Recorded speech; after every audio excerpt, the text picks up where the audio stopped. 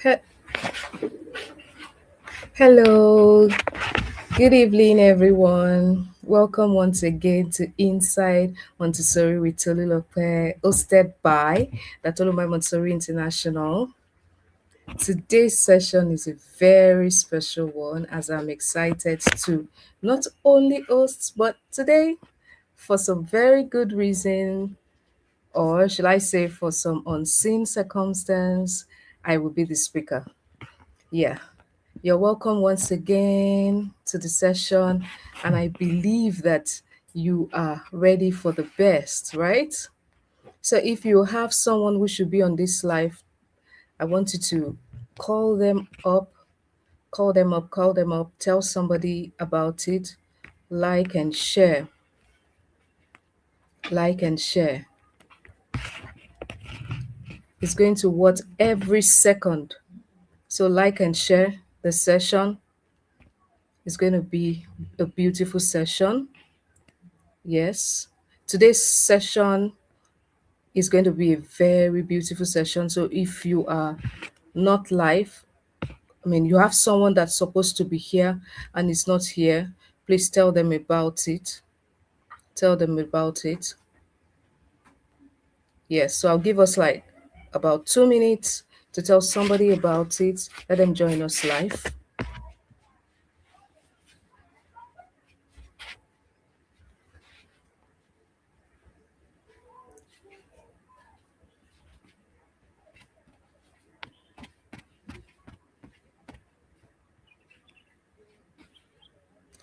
Yeah, once again, good evening, everyone, and welcome to Inside Montessori session with Inside Montessori with Tolulope, hosted by the Tolu Mind. Yes. Now, I'm going to kickstart now. Yes, I believe that others will join us as we continue. Now, my name is Tolulope Albert, and I'm delighted to have you join us this evening for what promises to be an enlightening and inspiring conversation. Now, I want you to note this. This is brought to you by Datolumai Montessori International. And at Datolumai Montessori International, we believe that education is not just about academics. It's about nurturing the old child, his mind, his heart, his imagination, his spirit. And one of the most powerful tools for doing this is through storytelling. Now, stories shape children long before lessons do. I want you to know that stories build imagination before textbooks are understood. Now, you should also know that stories help children understand emotions, values, relationships, courage, kindness, and even themselves. Yeah, so tonight I will be speaking as well as hosting this session for unseen, or let me put it this way, for some reason the speaker won't be available with us today, right? But I tell you that you are still going to get the best, yeah. This section will help you understand how storytelling shapes the child imagination and thinking, the connection between storytelling and Montessori education, how parents and teachers can use stories intentionally, and how ordinary moments can become powerful learning experiences for children. Whether you are a parent or an educator or a caregiver, a school owner, a Montessori enthusiast, tonight's session is definitely for you. Please feel free to engage in the comment section, right? Invite someone to join right now, right now. Don't wait. Invite someone to join now and stay with us until the end, right? So I just give us another 1 minute to invite someone to join us right away, right? All right. Thank you so much. Now, go straight into today's topic. Today, I'll be speaking about storytelling in early years. When we hear the word storytelling, or when you hear the word storytelling, what comes to mind? Many think it's just simply entertainment for children, right? But let me tell you something, storytelling is deeper than entertainment. Storytelling is one of the oldest ways human beings learn. See, before classroom existed, people learned through stories.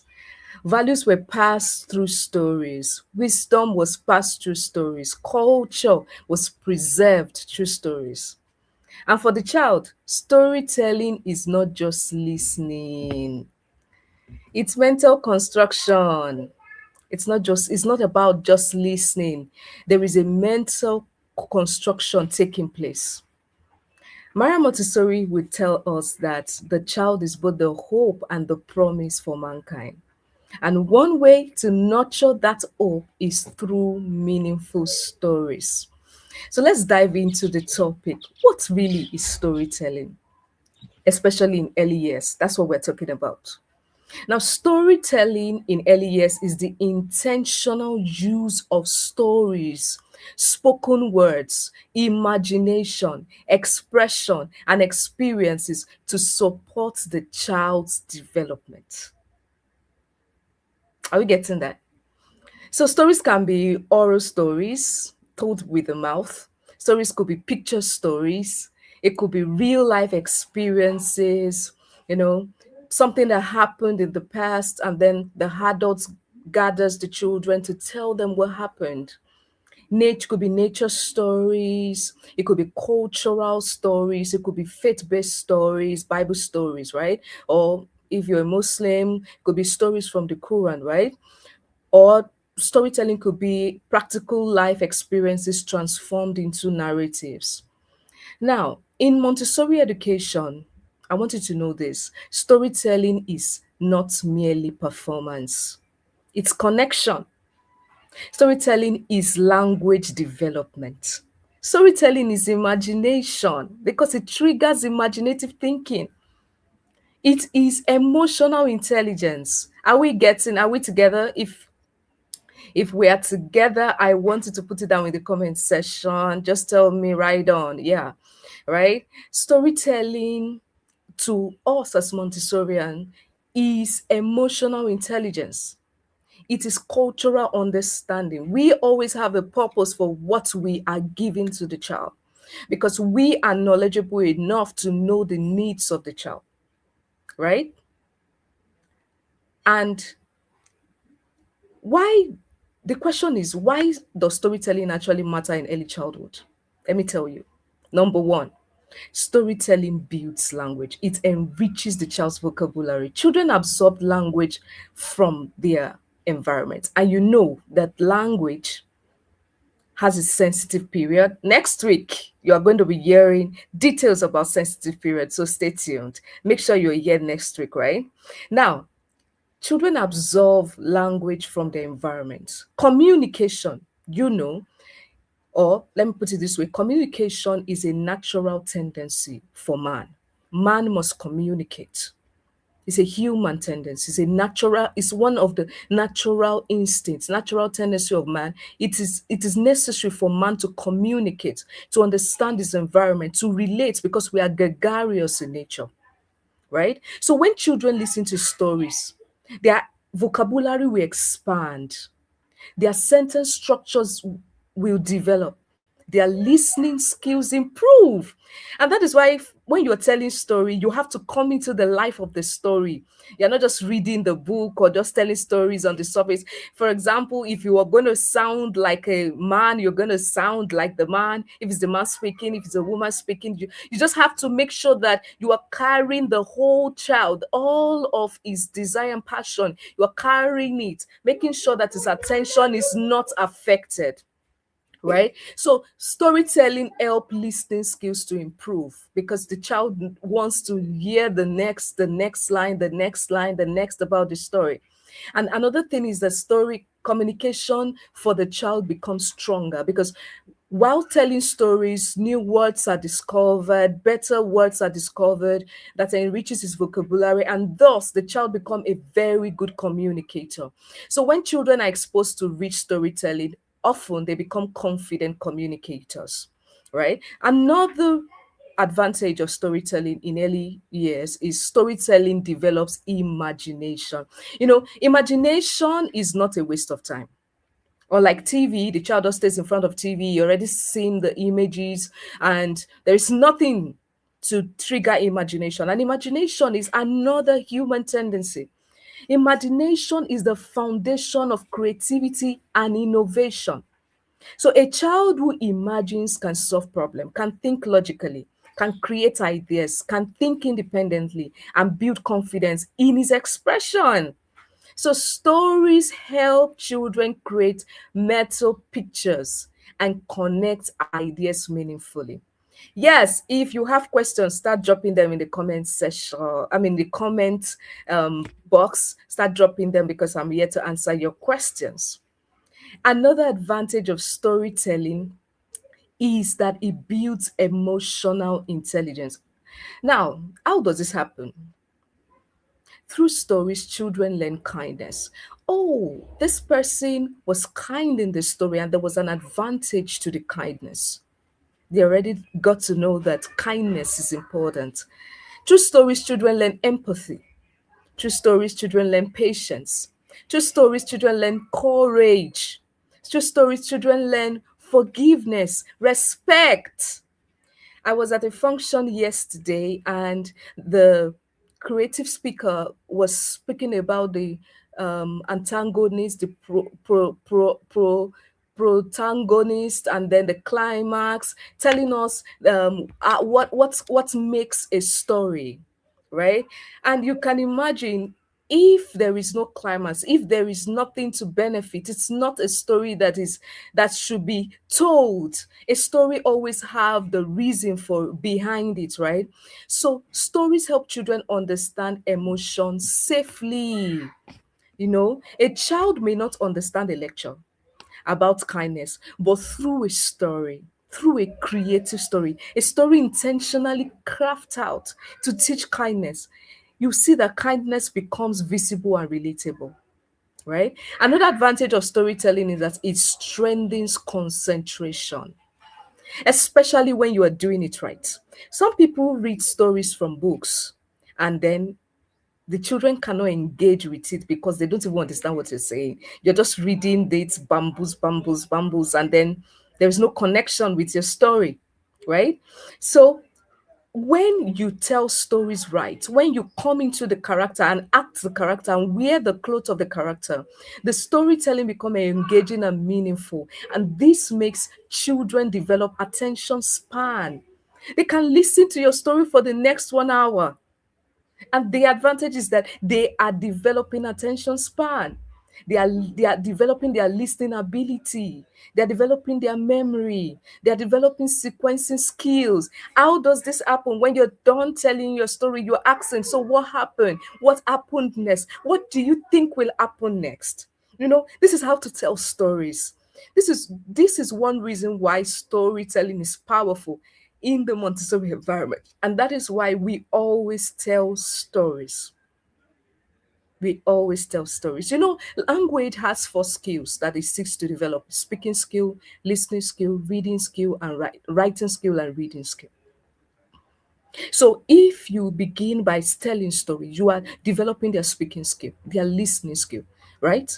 They are developing their reading skills because their passion to want to read will be developed in them. And then by the time they want to write, they write creatively. See the power of storytelling. Another benefit of storytelling is that storytelling connects with Montessori education. Montessori education values reality. We know that, right? When the first speaker was speaking on the first day, that was Miss Patience. And once again, shout out to Miss Patience Jaffet. She really spoke greatly about the Montessori methodology. Also, when Miss Happiness was speaking about the Montessori environment, she spoke about reality as well. Shout out to her also for giving us the knowledge about what the Montessori environment, the prepared environment should look like, and the benefits of the Montessori environment. And last week we had the celebrating Edu consultant, Mrs. Tolu.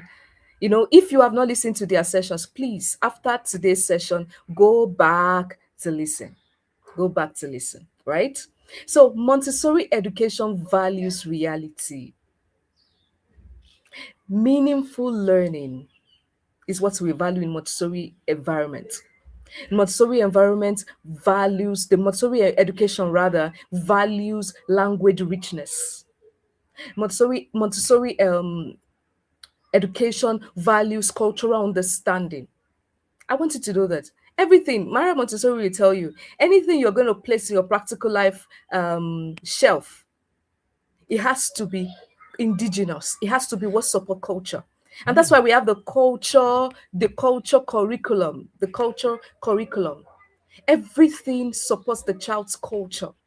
So when we're giving story, we tell indigenous stories sometimes, and the children get to connect with their roots, right? They get to understand their roots. And you see, Montessori education also values respect for the child. And this and more are what storytelling does. So you should know that the reason why we're talking about this topic is because storytelling supports all of this area I mentioned earlier. So in our Montessori classroom, stories introduce our lessons. Stories support grace and courtesy. Our stories teach culture. Stories help children understand the world. Even practical life can become storytelling. For example, instead of saying, wash your hands properly, you say, wow, your hands work so hard today. Let's care for them gently. You see, not just following, not just giving instructions. Children get to connect when it is a working story. So when you say things like that, it changes the child's experience completely because they want to relate with everything. And that is the reason why each time you give them a brush or a painting pen or crayon or whatever, or a colored pencil, you see that they want to craft out their knowledge. And before you know, they will start telling you, oh, I drew this, and so this happened. Or you give them toys, the toys become stories to them. They are already creating stories out of it. That's the beauty. So if you are not a parent who has been introducing this storytelling skill or have been introducing this beautiful experience to your children, it's time for you to reconsider. If you're a teacher, if you're not a Montessori teacher, you just love what we're doing, and then you're listening, and then your class has all been walk, walk, walk, walk, walk, introduce storytelling, and you will see the magic. So, how then does a parent or a teacher use storytelling? How do parents and teachers, how can they use storytelling? Number one, let me tell you how to do it. Read daily. Children thrive when stories become a part of their daily life. Read daily. 15 minutes is not too much. 15, I mean 15. Oh, I don't have time. Oh, the work is so much. We don't have the time in the classroom. Or, oh, I'm a parent. I work 9 to 7. I don't have time. 15 minutes. In fact, let me tell you one beautiful thing that happens when you tell stories or when you read stories, right? You will see that those things that is locked up in your child's mind that you think they don't know, they will start letting it out. And then you can be able to help your children. Storytelling brings them to their realest period. Just like play. When children are playing, you see them in their genuineness. That's what storytelling does. So you need to read daily. Number two, tell real stories. And not the cats, and then the cat said the man should go.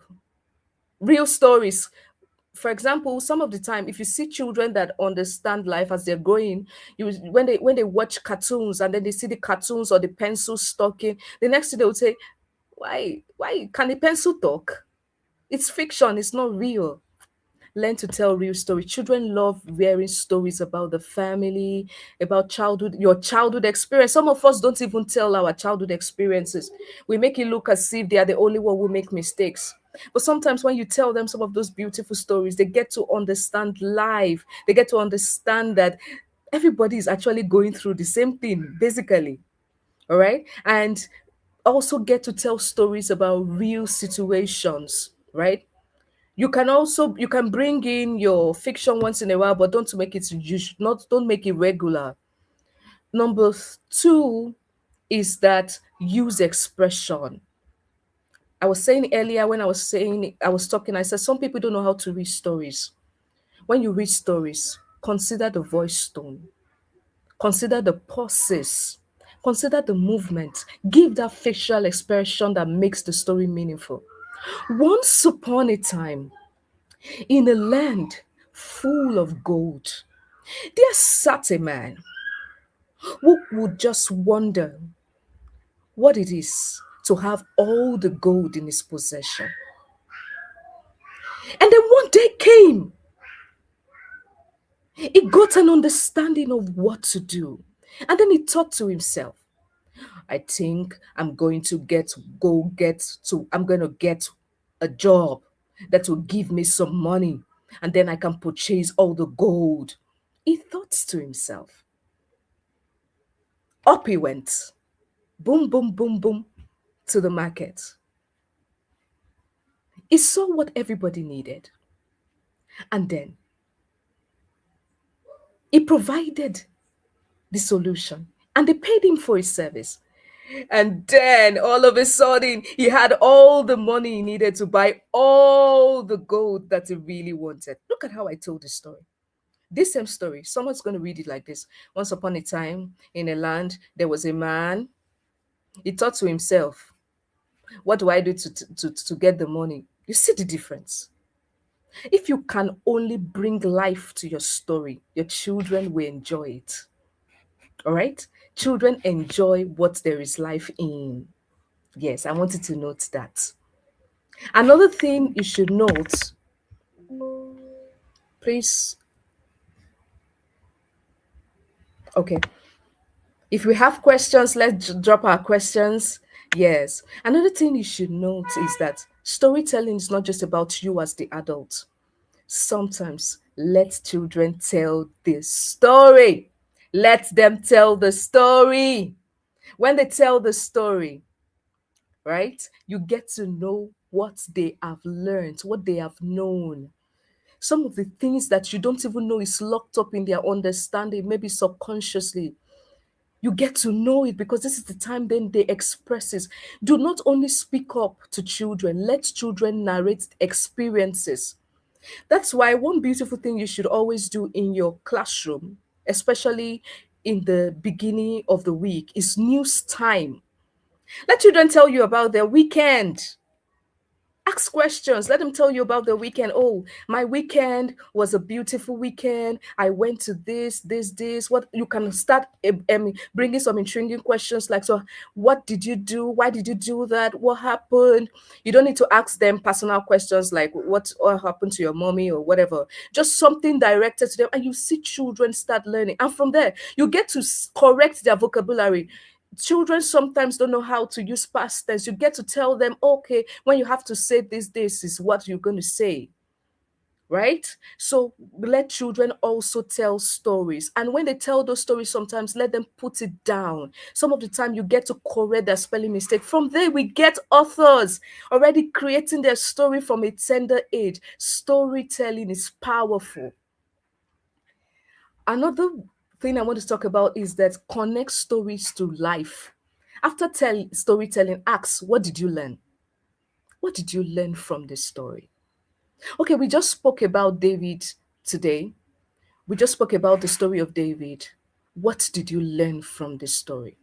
Is this something that you think should not be done? Is this something that you think should be done? What did you learn? So, how did the character make you feel? Okay, somebody just eats somebody. How did that make you feel? What would you do as a person? Right? I want you to know storytelling is not about perfection. It's about connection. It's not about perfection. There's nothing perfect here. It's about connection. A child may forget what your exact words were, but they will never forget how your stories made them feel. Children need stories because stories help children understand themselves, help children understand the world around them. So, in conclusion, today I'm not going to take our time. I want you to know that as educators, as parents, we must remember the child's mind is not a container to fill, it is a fire to rekindle. And storytelling is one of the spark that lights that fire. So let us become intentional about the stories we tell children, because stories shape their thinking. Stories shape their identity. Stories shape their future, invariably. Thank you for listening. If we have questions, I'm here to answer our question.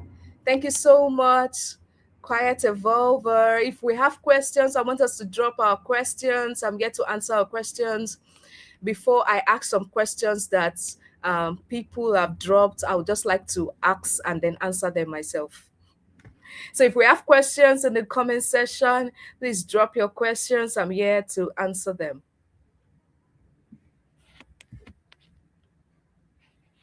Yes. Okay. While I read some of the questions, you can always drop your questions. I will see them and then I will answer them.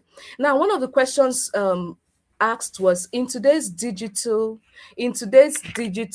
age, where children are constantly exposed to screen, how can parents and educators intentionally use storytelling to rebuild children's concentration, imagination, and love for meaningful communication? Wow, let me read that again. In today's digital age where children are constantly exposed to screens, how can parents and educators intentionally use storytelling to rebuild children's concentration, imagination, and love for meaningful communication? I'm sure that's a question from one of us. And the best way I'm going to answer this question is that I want you to know that screen time will forever be digital. We are already in the digital age, right? And I know that we know that one of the biggest challenge we face in is overstimulation. Many children are consuming information quickly but are not deeply processing experiences. TV does nothing to the brain. It just fills the brain with information. There is no use of imagination. There is no use of logical reasoning. Some of the time, some of the cartoons we give to them to watch, right? So when we tell stories, it slows the child down internally, right? It invites the child to visualize, to predict, to feel, and to connect. Unlike screens that give children ready-made images, storytelling allows the child's imagination to work. It kickstarts it to work. This is extremely important in early childhood because imagination supports creativity. When you see a child that uses this skill of imagination triggered by experiences, you will notice that they have developed a problem solving skill. They can think abstractly, and this will help them later in life. So, dear parents and educators, for you to rebuild concentration, you have to do this through consistent storytelling routines, 15 minutes a day. Sometimes, when it becomes interesting, the child himself will ask you for more stories, right? And before you know, when you don't have time, they want to read the stories and tell you. So, I want you to be very intentional. 15 minutes, 10 minutes a day can make a huge difference. And when you do this, read aloud with expression. Make sure to always consider the pauses, where the full stop is, where the comma is, for reflection. Sometimes ask open questions and allow the children to retell their own stories, right? Most importantly, I want you to note this: storytelling should be relational. Make it relational. Don't make it too performative. Children remember connection more than perfection. Oh, I want you to note that.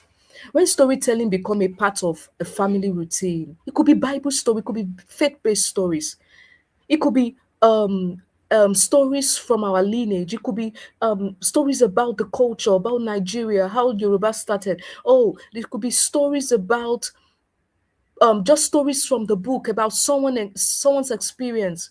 you know Children will naturally begin to enjoy listening to you, and they will naturally enjoy thinking and communicating meaningfully again and again.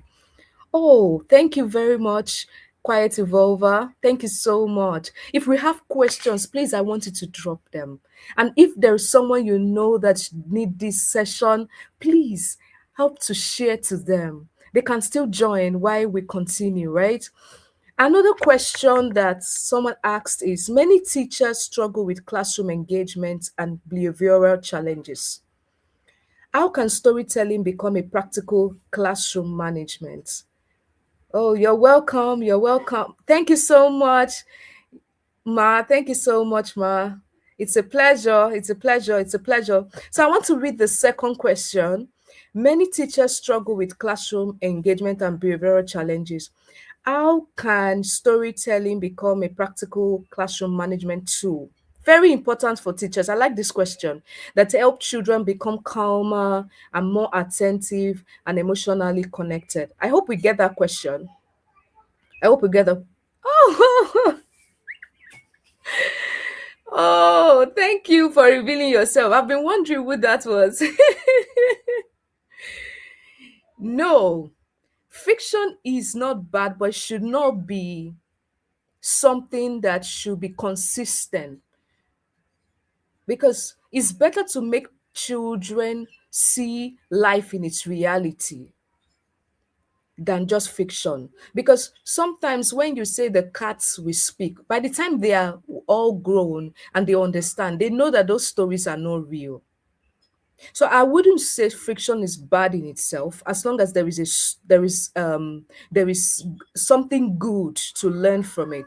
But as children grow up, they get to want to understand more about reality, and it connects to them more. So when you start giving them books like motivational books, all of those inspirational books, they kind of relate better on like just normal fiction books. So we have to make sure that as much as we're telling fiction stories, we make it relatable, that okay, this is not real, but the reason why I'm telling you this story is the lesson you can learn from it.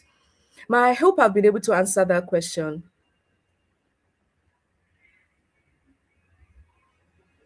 Okay. Okay, so I want to number two question again. Many parents struggle with classroom engagement. Okay. Okay, another question. Before I read the question with me, how do we get parents to be part of the learner's journey in the Montessori setting? Very simple. Sometime when we tell stories to children, in their communication book, you can write to the parent. You can write, we read a story today. Let your child is going to tell you the story. Communicate back to us what you learned from the story. Now you see parents, if the children could not tell the stories or they don't understand, they will start chatting you. I don't understand the story. Oh, please, can you explain the story? And before you know, you are triggering their interest in what their child is doing. And then number two, encourage parents to buy their children's stories. And then you tell the parents that tomorrow, or maybe Friday or something, every Friday we always tell stories that our parents read to us.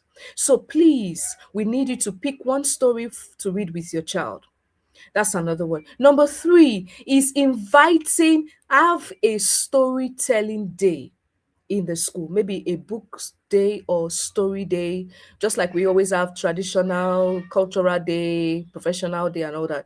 This it could be pajamas day that you could want to have, or books day, or what book day, or something. Or I will want you to always make it a termly something. I don't want to just wait until workbook day. What you can do is this: you're going to invite the parents to come and sit, if they have the time, with the children. Listen to you read stories to the children, and one or two parents also read stories back to the children. Everybody's going to sit on the floor and then read stories. Or you can say, parents are going to come tell us a folk tale.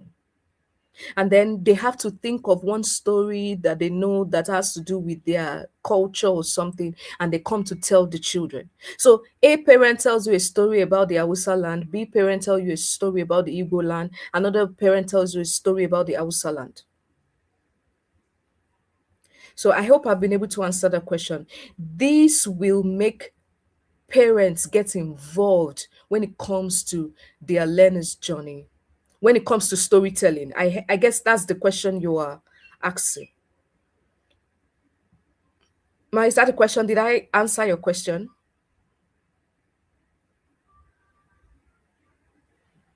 Okay. So while I answer your question, while I continue, um, oh, you're welcome, ma. You're welcome, ma. All right. So number two, I said before we call it a day. No, I have about five of them here. Oh, thank you. Thank you. I'm happy I did. So many teachers struggle with classroom management and behavioral challenges. Yes, this one is very important. And behavioral challenges could span from different things. Many of our classrooms today are inclusive. So, how can storytelling become a practical classroom management tool that helps children become calmer, more attentive, and emotionally connected? I wanted to know this.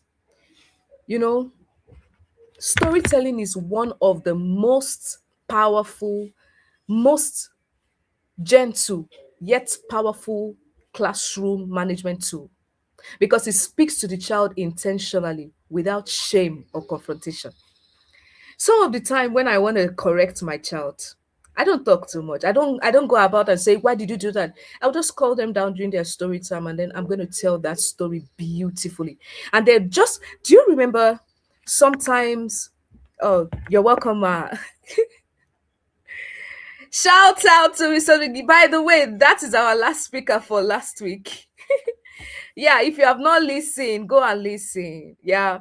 Now I want to bring one example that was in the Bible. During the time of David and Nathan, David was the king, and Nathan could not just go to David to confront him. So what did he do? He went the route of storytelling. He told him about the man that had different animals and the one that had only one. And then the one that had all the other animals went to take the one that had only one.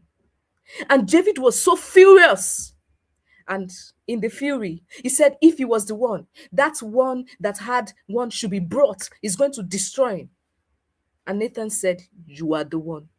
That is what storytelling does to the children. So sometimes when you don't have to stress yourself trying to correct and correct and correct. Tell a story. So children often resist correction, like I said, but they respond deeply to story. A story can communicate patience, kindness, can communicate responsibility, can communicate respect. And when you're telling stories, sometimes you don't have to go the route of so you learned, so this is what you learned. What do you learn is better. What do you think can be done is better said, right? So, and when you tell stories, emotional regulation that makes them feel safe and non-threatened happens.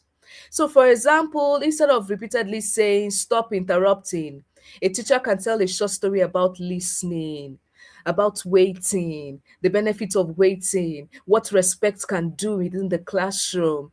And then before you know, the child will internalize that lesson, and emotionally they have internalized it rather than just merely obeying externally. So storytelling can create emotional connection between the adult and the child, right? So additionally, I want to say something. Oh, sorry. Additionally, I want to say something. Okay. I want to say something. Storytelling naturally improves attention span. For children with sometimes with behavioral challenges, when you tell story and you tell it properly, the attention span improves because children become mentally engaged. So, a classroom where children are emotionally engaged using experiences like this, you know, makes reduces behavioral disruption. I want you to try what I just said. I want you to try it. And then the third question says, from your experience, what are some mistakes parents and schools make when introducing stories to children, and how can they make storytelling more purposeful and developmentally appropriate? Some I have said this while I was speaking. I think I said this. One common mistake when telling stories for parents is that there is passive entertainment. You're just talking to yourself. You are reading a story. I gave an example when I was talking. You're reading a story. You're just talking to yourself. Nothing is intriguing about your storytelling. These children cannot learn. They're just wasting their time, right? Children should not only consume stories, they should engage with them. So your tone is important. Your understanding pauses, right? When it comes to comma, when to stop, um how to increase your tone when you're telling stories. Children want to engage with it. Another mistake people make is that they expose children too early to stories that are overstimulating and overly abstract, violent stories, disconnected from their developmental stage. So watch what you're telling the children. So in Montessori education, for example, we value stories a lot. We do, because it helps children connect with reality, with nature, with relationship, with culture. Like I said earlier, right? I think I answered this question earlier already. So to make storytelling more purposeful, I want you to choose age appropriate stories. When you're buying stories for children, make it age appropriate. There is a toddler storybook. There is a 3 years old, 4-year-old storybook, a 6 years old child storybook. There is a storybook for 8 years old. There's a storybook for 10 years, 10 years old. So you have to understand the storybook that is age appropriate. You see those storybooks that pops up stories, slip the flap stories. They are so beautiful for 1 year, 2 year, 3 year, 4 years olds. All those stories that come alive. But stories, normal stories, all this Red Riding Hood, all of these other stories, from 4 5, they're relatable, right? Because the funny thing about these children is that as they grow old, if you are using the toddler story for them, it becomes boring to them. So you have to make sure that each time you are looking at buying a storybook for your children, make sure it is age appropriate. Yeah. So if you need more of that, you can always chat me off privately, um, through our Facebook page, or wherever link you saw this. Right. So you have to make sure that it's age appropriate and they are emotionally healthy stories, not stories that will make them go and kill, not stories that will, destructive stories. You have to be careful, and that's why I always ban cartoons. Some of us don't even watch the cartoons these children watch, and then from there these children are learning disobedience, learning so many things. Another thing is, when you're telling stories, use stories that connect with the child's daily experiences. Allow room for discussion. It's not only you. Telling stories should not be boring. Allow imagination. Now now that the wolf slept on grandma's bed, why on earth do you think that Red Riding Hood will not know that that is an animal? Asking children that kind of questions, those kind of questions will make the children like, that's true. I think that was deception. You start getting children to understand, and then they begin to imagine and answer you very intelligently, right? So, and then by the time you are when they know that you always ask them those imaginative story, imaginative, triggering questions. Sometimes when you read some stories to them, they will ask you in turn. Yeah, that's how beautiful storytelling can be. Also, repeat their favorite stories. Repetition brings mastery. Repeat it, please. They are never bored. Children are never bored. Repeat the stories. If they read a story today, yes, that's one thing parents always do. They always forget that children are never bored. They love repetition until they're tired of it. So if you read a story today, they will bring it to you tomorrow. They'll bring it to you next week. Yes, read it. Oh, keep reading it. You know what that does? It builds language, and it also builds security. Then, another thing you should notice when you're reading stories, that you have to observe their response. You have to observe their response to know if they're actually enjoying the story. Observe their response, please. Observe their response. And instead of forcing participation, observe their response. Yeah, I think I have another question here, which is number 4. How can a Montessori school use storytelling as a unique educational approach that not only supports learning but also helps the school stand out and create a memorable learning culture for children and parents? How can a Montessori school use storytelling as a unique educational approach, but also help the school stand out and create memorable learning culture? I think I answered this question as well. A school that intentionally integrates storytelling into its culture usually creates emotionally meaningful learning experience, right? So when parents remember experiences more than advertisements, I'm telling you, they are going to sell your school. So storytelling can become a part of their circle time. Very importantly, it's not can, it should become a part of the circle time, their cultural studies. For example, you are a Montessori school during your cultural studies. You want to introduce something in geography. Tell a story about it. Yeah, grace and courtesy lessons. Yeah, practical life exercises, parent engagement sessions, like I said earlier when I was answering one of our questions, school events and presentations also. For example, schools can create storytelling mornings, like I said earlier, parent-child storytelling events, nature telling walks, cultural storytelling weeks, and even storytelling corners. Yes, one thing I said I'm going to talk about today, every class should have a corner where children should be able to go and sit and read a story. Create a storytelling session in your class.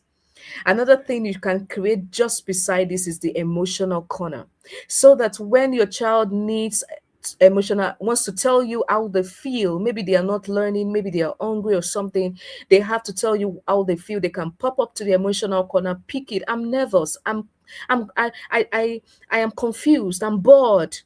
You have the answer to it. Note. And then story selling in your class. If you are running a multi-age class, if you're running a proper Montessori school, you should have a storytelling corner where you have low shelves where there are books, age appropriate books. If you are doing the normal nursery 1, primary 2, I mean nursery 1, nursery 2 KG, primary 1, primary 2, get age appropriate books to their classes. Low shelves, encourage children to sit down. See, sometimes you can get a child-sized couch, or you want to get this big teddy bear somewhere where they could just sit, right? Another way you can make this place in your classroom very intriguing, shall I tell you, is that you can use papers to create like falling leaves on that particular corner. You create a tree and falling leaves, more like they are imagining themselves under a tree reading a story. Every child wants to visit that corner and pick a book, something like that. See, when you make the corner very intriguing and inviting, children are going to want to be readers.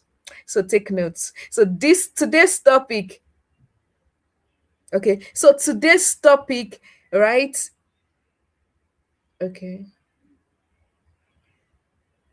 So today's topic is very interesting. Okay.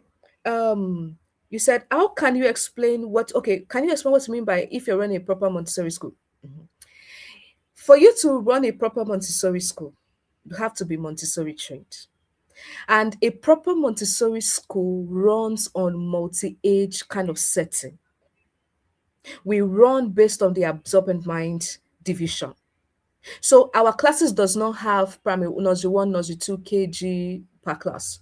We usually, world standard, Montessori standard, we usually run it in 3 years group. This is what I mean. A child of 18 months, 18 months, 2 years, up until 3 years, usually they are in a class for the next 3 years with the teacher. And so they keep moving in their curriculum, they keep moving in their learning, but they don't leave that class. They don't go into the next class until they are 3 years. And children between 3 to 6 years are also in another, they are in the group we call the conscious absorbent mind stage. Children have all their didactic Montessori materials in that classroom. The teacher is interacting with them. Each one of them have their individualized lessons, making their choice. The teacher is following them and teaching them, and they're in that class for the next 3 years. That's what I mean by a proper Montessori setting. That is the proper Montessori standard. So, but because many school owners that I've encountered who have come for trainings, who have had to engage with, many of the time they complain of space. And then so they have no choice. Or some of them are like their parents always have this mindset that if they are not if their child is not being promoted, what are they learning? The funny thing is that many of us have not tried to actually follow the real Montessori multi-age or vertical grouping setting, because of we always make the parents control what we do. We own the school. We are the Montessorians. We know why we want children to be there. The thing about parents is that once they see result, they support you. We have schools who do this, who have the multi-age classrooms. I've worked in some of them before I started being a consultant. So I can tell you for once, you see parents, once they are informed and they are seeing progress in their children, they will support you on that journey. Yeah, they will support you. But if it's for sake, if it's for space sake, it's also understandable. You can actually break into classes, but make sure that the materials are in the classes and there is no break in learning. Ma, did you now get what I mean by a proper Montessori school? But I would always say this, for you to run a proper Montessori school, you have to be properly equipped for the task. Because it's if you are not knowledgeable about the task, you will be confused along the way. So I think the last question here is the last question here for parents. I'm sorry, it's quite dark here. The last question here for parents who feel they are not good storytellers. Very good. Some people will pop up now and say, I'm not a good storyteller. What simple daily practices will you recommend to help them confidently use storytelling at home to strengthen bonding and learning with other children? Are you that parent? Or are you that teacher that you feel that you're so boring? You can do it. Say that to yourself. I can do it. I can do it. I always remind parents that children do not need perfect storytellers. They need present adults. So stories can begin at home or in your classroom. Simply talk about your childhood experiences. I do that a lot. Describe daily create I mean describe your day creatively. How was your day?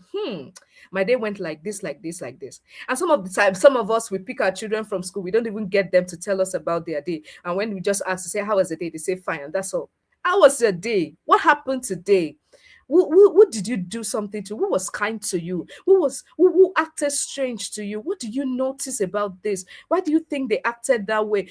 From that you are able to gather their experience. That's them telling you stories.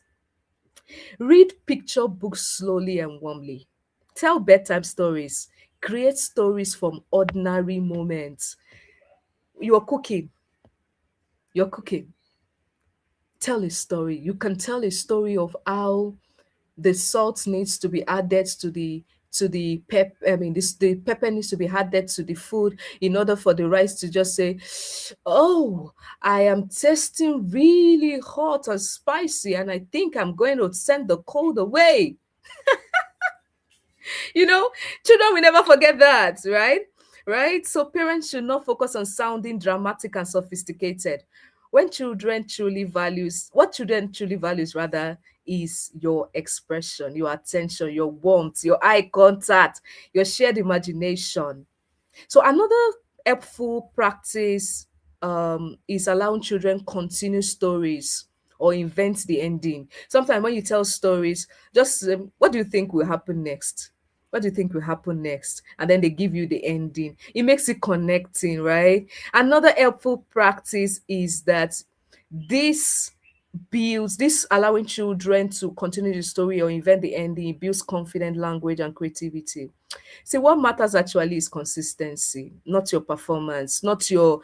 Sometimes when you even want to tell the stories, wear the costume, wear the costume, put on the costume and tell the story. Sometimes you use these talking animals. I'm trying to remember their names.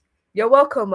Okay, I'm trying to remember the names. These animals that you hold, and then you tell the stories. I'm trying to remember. If we remember, you can put it in the comment section. I'm trying to remember the names. Yeah. So when children experience storytelling often, they develop stronger emotional connection, better communication skills, they improve listening ability and deeper love for learning. I hope we had fun today. I believe. I'm sorry it's quite dark here. It wasn't intended at all, right? It wasn't intended at all. I want you to tell me one or two things that you have learned today that you are taking home with you. Yes, I'm here ready to clap, and I'm here excited. Something you're taking home with you, something you're taking back to your classrooms or to your homes today from the session. I want us to put it in the comment section. You're welcome, ma. You're welcome. It's a pleasure. It's a pleasure. Something you're taking home, something you learned today that is new to you, something you're taking home, and then you're like, this one, I'm going to start right away.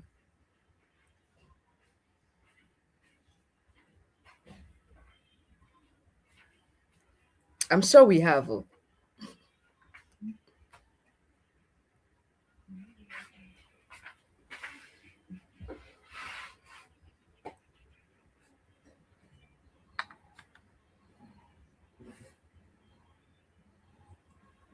Okay.